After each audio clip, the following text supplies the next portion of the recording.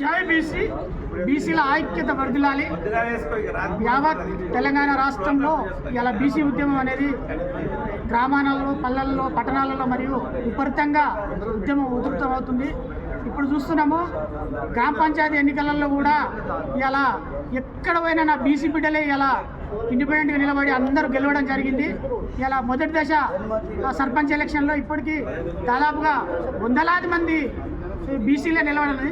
ఇప్పటికే రెడ్డి సామాజిక వర్గం, వెల్మ సామాజిక వర్గం గజ్జున ఉంకుతున్నారు. ఇలా విత్డ్రా చేసుకోవడం జరిగింది. తెలంగాణ రాష్ట్రంలో అభ్యర్థులు మొత్తం ఏం చేశారంటే, ఇక తెలంగాణ రాష్ట్రంలో జనాభా ఎవరుందా, 4 కోట్ల జనాభాలో 2.5 కోట్ల బీసీల జనాభా ఉంది. బీసీలు ఇలా చైతన్యమైరు. అడుగడుగున ఇలా ఒక్కొక్క రెడ్డి సామాజిక వర్గాన్ని, వెలుమ సామాజిక వర్గాన్ని ఇలా ఉత్సవపిస్తారు. ఇలా గచ్చ గచ్చ గచ్చ గచ్చ వణికిపిస్తారు. ఇలా గ్రామాలలో చూడండి, మనం లేకపోతే ఓట్లే లేవు. ఇలా చైతన్యమైరు. ఇప్పుడు అదేవిధంగా ఇప్పుడు రాబోయే ఎలక్షన్, ఎంపీ ఎలక్షన్ అయినా, ఎమ్మెల్యే ఎలక్షన్ అయినా, మరి జెడ్పీటీసీ అయినా, మరియు ఎంపీటీసీ ఎలక్షన్ వచ్చినా, ఏ ఎలక్షన్ వచ్చినా కానీ మన యావత్తు తెలంగాణ రాష్ట్రంలో ఉన్నటువంటి గౌడ సోదరులు మేల్కొనాలి, మరియు నా యాదవ్ సోదరులు మేల్కొనాలి, మరియు విశ్వకర్మ సోదరులు మేల్కొనాలి.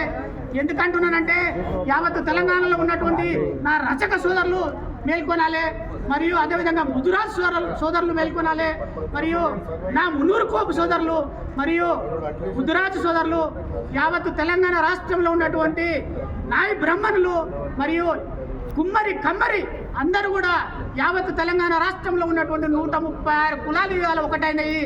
గచ్చ గచ్చ గచ్చ గచ్చ వణికిపిస్తున్నాడు. ఇలా మొదటి దశ ఎలక్షన్లో, సర్పంచ్ ఎలక్షన్లో ఇలా గ్రామం నుంచే చైతన్యమైంది.